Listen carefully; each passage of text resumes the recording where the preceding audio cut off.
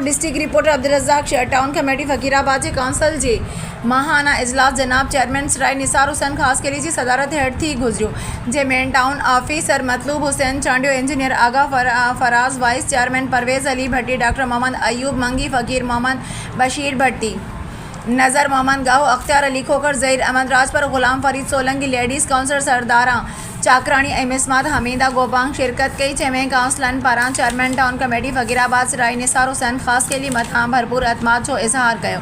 इजलास में शहर जी लाइटिंग, टाउन ऑफिस के सोलराइज़ करण, सालाना फ़कीराबाद फेस्टिवल मल्हाइण, टाउन कमेटी फ़कीराबाद में मालबड़ी लगाइण, फ़कीराबाद शहर के सेफ सिटी बणाइण ऐं काउंसिल जे नई तरक़ियाती स्कीमनि जी मंज़ूरी जी करारदाद बकसरत राय सां मंज़ूर कई वई ऐं काउंसिल पारां उहो तय कयो वियो त टाउन कमेटी फ़कीराबाद में तरक़ियाती कमनि जो ॼार विषय सिंध में पहिरें नंबर ते आणण जी भरपूर कोशिश कंदासीं। उहे सुठे तरीक़े सां डिस्ट्रीब्यूशन भी थी, हर शइ बहरहाल सुर सां इजलास थी। नाज़रीन, हिन वक़्तु टाउन कमेटी फ़कीराबाद जो जेको स्पीकर आहे परवेज़ अहमद भट्टी साहब, उन सां असीं ॻाल्हि कयूं था। जी परवेज़ भट्टी साहब जी।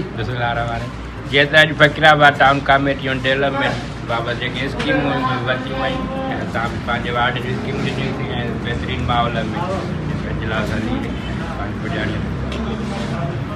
ये असांजो टाउन कमेटी चेयरमैन साहब वाइस चेयरमैन सरदार की मीटिंग थी, जंहिंमें पंहिंजूं स्कीमूं घुराई वयूं, उहे स्कीमूं ॾिनियूं थी ऐं अलाह जी महिरबानी सां बहितर माहौल में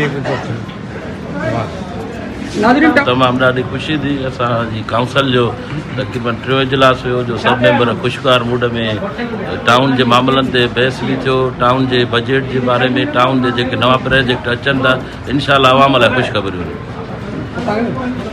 ॾाढो सुठो इजलास थियो आहे। असांजो भाउ चेयरमैन सराय निसार ख़ास कली, असां राज़ी आहियूं, सभु जेके बि काउंसलर आहियूं, मेंबर आहियूं, असां राज़ी आहियूं। इजलास थींदो उहो अॼु असां घुरायो हुयोसीं, पर वक़्तनि वक़्तनि में कुझु मेंबर शमूलियत न कंदा हुया, पर अॼु असां वटि फुल माशाअल्लाह फुल हाउस इजलास हुयो।